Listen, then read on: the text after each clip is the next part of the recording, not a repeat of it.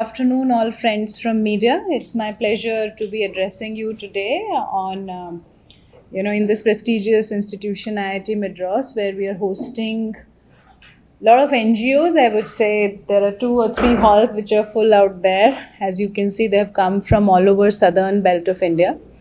Here we are to launch the 10th edition of HCL Tech Grant, which was announced almost 10 years ago by HCL Tech through its CSR arm called HCL Foundation. The HCL Foundation delivers the CSR agenda for HCL Tech, the core company, and I would say, in terms of overall budget numbers, we have already deployed almost 1,400 crores over last since inception of HCL Foundation. And the HCL Foundation was found way before the CSR law came in India. So we've been implementing CSR directly as well as through NGOs. The HCL Tech grant is a grant for NGOs which are doing path-breaking work in the area of rural development anywhere in the country. So I just want to make that very clear. While the announcement says 16.5 crore commitment, it can be delivered anywhere in India depending on who wins the grant. So it's a call for applications, and here in the symposium, this is the first symposium of the series. We will also be going to various cities, for example, Patna, Bhubaneswar, Shillong. Each year we go to different regions. This year we'll be going to some of these destinations: Hyderabad, Udaipur, Dehradun, Delhi, and we'll be covering different regions of the country through these symposiums. Symposiums are basically our attempt to keep transparency in the process, where we announce very transparently that this grant is available and all NGOs are eligible to register who have a registration in India, a valid registration in India. All NGOs can register. Of course, in order to receive the grant, there is an eligibility criteria, and the news of the year is that on extremely high demand from NGOs, we have further reduced the criteria of eligibility to 50 lakhs annual turnover, even in the category of health and education. Environment, it has always been 50 lakh annual turnover as an average of last 3 years. So if an NGO has an average turnover in terms of funds received and deployed by them of 50 lakhs as per their annual report as an average for last 3 years, they are eligible to receive HCL Tech grant. However, all NGOs are eligible to register for the grant, and by registering, they become a part of one of the country's largest CSR database, where we also collaborate with Government of India extensively, and we collaborate with the larger CSR ecosystem. I'm very happy to report that in last 10 years, HCL Foundation has already invested almost 146.95 crores through HCL Tech grant alone, and 2.2 million people have been benefited in the rural India in 27,000 villages in remote district across 22 states and 2 union territories, which also include Jammu Kashmir and Ladakh, just to give you an example of how remote the grant is. The successful partnerships have been forged with 58 NGOs since 2016. 38 projects have already been implemented, they have phased out, and 20 are going on, and 9 more will be announced this year. Last year, there were 16,000 registrations for the HCL Tech grant, and each year this number is increasing. By registering for HCL Tech grant, NGOs also get an opportunity to connect with us. We also offer online courses for them, offline also. Like in this symposium, there was a masterclass on the national CSR law. We also train them on project proposal making, capacity building around project cycle management, monitoring and evaluation, fund evaluation, audits, etc. There is IRS officer, for example, Mr. Nandagopal, who directly addressed. So a lot of government officers, they come and they directly address the organizations for their transparency and their accountability. We also have, I would say, regional forums where experts from environment, health, education, they come. And some of the grants, for example, the Sikkim grant that went to Mekshala Trust focuses on education in the tribal language. So there is a lot of focus on indigenous solutions, local language education, innovation. We ensure that technology is a part of everything. For example, ECS won the initial grants and they have this technology called CLART through which they're able to do water resources mapping. We also have another example of IHAT where solar powered diagnostic kits have been provided to ANMs and they can identify high risk pregnancies. In Nagaland, we have another grant where we've been able to, in 3 districts, completely bring the maternal mortality rate to almost zero from a very high maternal mortality rate. Acres and acres of community land has been brought under green governance through higher level village development plans. So I think that has been the 10 years of journey, but I just want to mention that last year winners were the Cobbett Foundation Environment category, Sangat Foundation Health category, and Makala Jagrati Education, which actually won 5 crore each for the projects of 4-year duration. And 2024, again, we are looking at organizations to come forward and apply. This is the 10th edition. We've been doing this each year rigorously, same process. And if you see these books, these are basically our compendiums. I just want to show you the latest one, volume 7. If you see, this is, I think this is our latest. And so these are different volumes where you will see where we not only I would say talk about the methodology of HCL grant, but we also document the case studies of the 10 best organizations which come through the process in the categories of environment, education, and health. And these are best practices which are circulated by us throughout the country. As you can see, this is how the grant footprint is across the country. The projects which have gone, and me and my team with the subject matter experts, audit partners, we travel and we ensure that these projects are implemented according to the framework with which they have applied, and these projects are regularly audited by HCL Foundation. So this is a compendium where all these case studies, you can see the remotest hinterlands as we work, the forest, the environmental work that happens, it is in as remote regions as this. So happy to kind of answer any questions if you have. Thank you so much. You were stating NGOs. Is they were the Pan India projects or? Yeah, so the NGOs can apply for Pan India project also, for One Village also. They can apply for multi-location projects also. It depends on the project design that they will be able to win the grant. If they apply for one location, regional imbalance will be that. How you take on regional imbalances? So we have a very strong monitoring indicator framework, and we align it with the sustainable development goals, also with the directions of the Niti Aayog. So we look at the block level indicators, what is needed. We talk to the block development officer, we talk to the village panchayat. So the NGOs with whom we work, or rather who win the grant, are very closely associated with the government machinery as well as non-government machinery. So the regional weight is applied. So it is possible that one NGO is working, has won a grant for a project which is working in Gujarat and also in Tamil Nadu. So for example, or in Madhya Pradesh. So for example, Under the Mango Tree won a grant and they are working in Gujarat as well as Madhya Pradesh, and the project is around bee cultivation.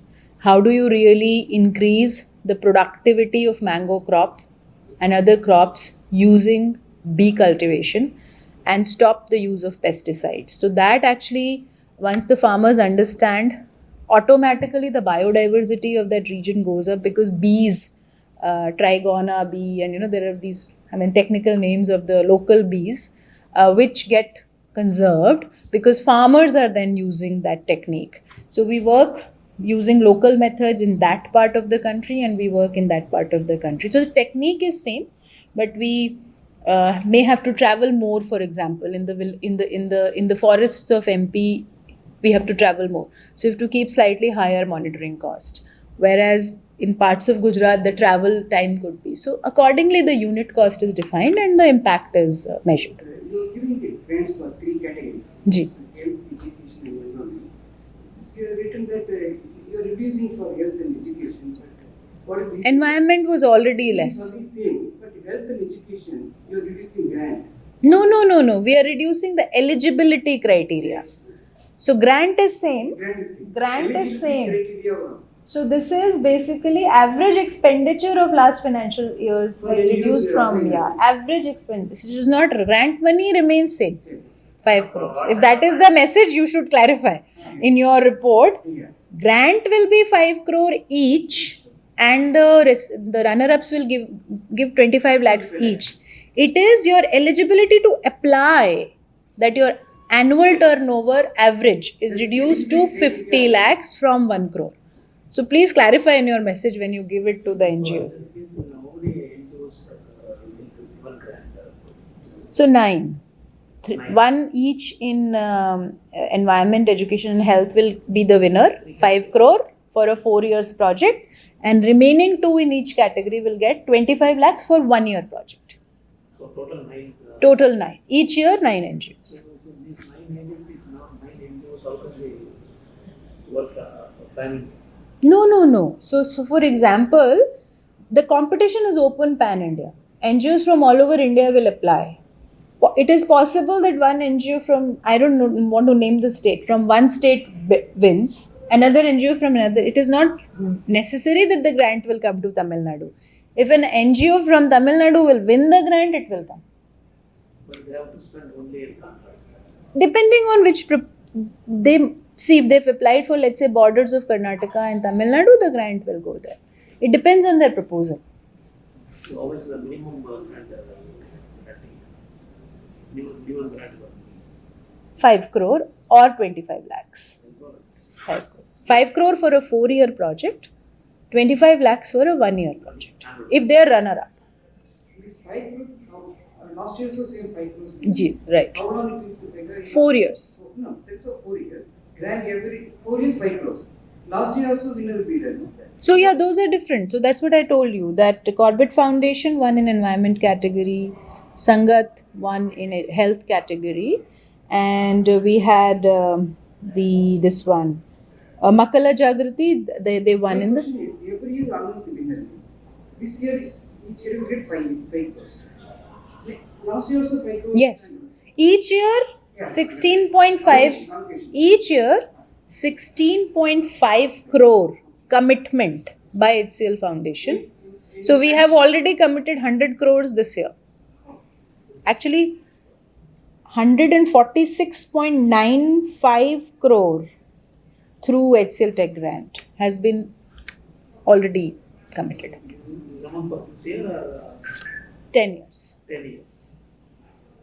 Do you have any monitoring system how the NGOs Yes. are working? Yes. So monitoring will get done by 2 external agencies? Or Both internal and external. So we have audit firms, external audit firms. Top 3 audit firms are recruited by us to do their financial audits.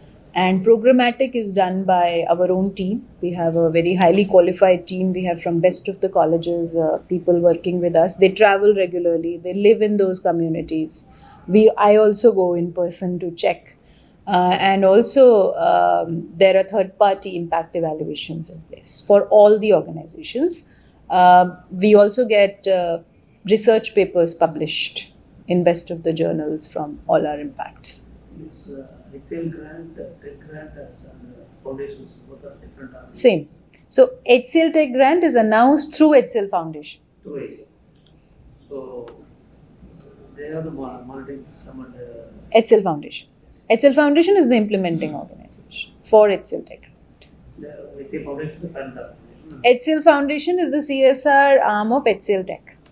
We are the CSR wing of HCL Tech, the company. Have any plans to work with the government agencies? We work very closely. All our projects have MOUs. Health has Ministry of Health, Education has Ministry of Education, People with Disability, Social Services Department, and Ministry of Environment. We work very closely. At a ground level, the MOU is drawn either at a district level or a block level. Any government has approached you for that work? Actually, CSR grants are not meant for it's government's commitment only through corporates. So we are not supposed to fund government system directly. Only indirectly we can partner. Here in Tamil Nadu, they have non-Mudalvan scheme, something like that. Non-Mudalvan scheme, Okay. the education department. So they approve, they do We don't have that mandate of directly funding the government. We cannot. We can either directly implement or we have to work through an NGO partner. Government, we can partner for their technical capability. We can support them with their for innovation. We can support them for research through another organization, but not directly giving funds. That is not the mandate of CSR law. so NGOs have to coordinate with the government. NGOs and us. So we have tri-party MOUs. NGO, government and us, non-financial. No, money goes to the NGO. And CSR fund is a percentage of your revenue calculation. 2% of the net profit of average of last 3 years. Unless Completely, we are 100% compliant. And for which activity you are spending more?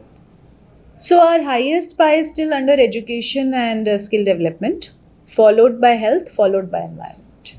In future, for which category you are going to? Environment. Environment. Scale up. The NGOs who is already running the project can apply for this, or they need to present a new project, a fresh project? No, both.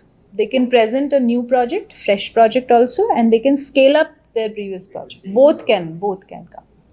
Even if it's like a piloted project and they want to scale it up, that's also welcome. Even an old project in a new geography is welcome. All models are welcome. They can apply as long as it's a impactful program. NGOs working for other organizations can also apply for this NGOs working for other corporates. they can, but they have to make a separate proposal. Yeah, they can have multi The donors. same project cannot No, not this one. Can't be same. No. We will verify that. That is verified. No, not the same project. Not for same people or same purpose. It has to be distinctly made for HCL Tech Grant and distinctly implemented directly. No sub-granting. They cannot further give it to other people in this. That part is verified. Very much necessary to take part in this grant, or they can directly come and approach you? For HCL Tech Grant, they have to apply through the portal. And the portal has a deadline. It will close. So if they miss the deadline, they have to wait for the next year. But for other programs, there are requests for proposals that we put out in public domain on various social media handles. They can apply through that. Direct proposals, we do not entertain. Non-solicited proposals also we do not entertain. All proposals are solicited by HCL Foundation, either under HCL Tech Grant, which has a fixed deadline each year, or through request for proposals which come out in public domain. So normally when the announcement will come for registration. Yeah. Normally around May we announce for HCL Grant, and by early July, mid-July we'll. So we keep the portal open for minimum 60 to 90 days is the. Each year NGOs have that opportunity, and once they are a part of our database, then they are also hunted by other projects of HCL Foundation. So we do that, but for each initiative of HCL Foundation, a request for proposal is put out in public domain. We do not go by any direct. So a lot of them write to us directly. There is no use of that actually. The HCL Foundation choose any NGO and give a project to execute it, or they need to come and approach you with their proposal? So we choose the NGO. They have to first apply. Then we do the due diligence. Then we do a comparative assessment. Then we select the organization. So organization is to be selected by HCL Foundation. I'm asking if the NGO is working in a small village, they may not know about the HCL Foundation, but you know that they are doing very well. So we encourage them. Yeah, we'll encourage them to apply. We'll help them with all the paperwork, etc., as long as they are genuine. If they are genuine and doing good work, we will train them also.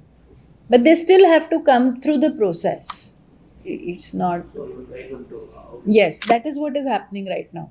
If you see, that is the training they are doing. A lot of them really don't know how to type in the online portal, how do you register. All that training is going on right now. So all of them are being hand-holded how to upload a document, because that is what IT is all about.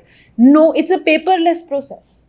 It's a completely paperless process. But we go to the remotest regions, we find them. We are doing it. We will connect them with online also. We have a call helpline also going on. Our colleagues are available. They can call them also. All help is provided by HCL Foundation and completely free of cost. There is no charge anywhere. And if one help I need from media partners is also that NGOs should not pay any consultants or any agencies. We discourage that. They have to directly apply. And language is not a problem. They can apply, translate, use any translator and apply. So Great. the application process is only in English or Hindi? The typing is in English, but first they can write and then take any local translator like Google Translator or so we do not go by exact grammar check and all. That is quality of English is numbers should be clear. Budget will be in math only, na? So it's not a thing. Small paragraphs. It's a very simple concept note that we ask for. What is your idea and what is your budget? That's it. Thank you so much. Nandri.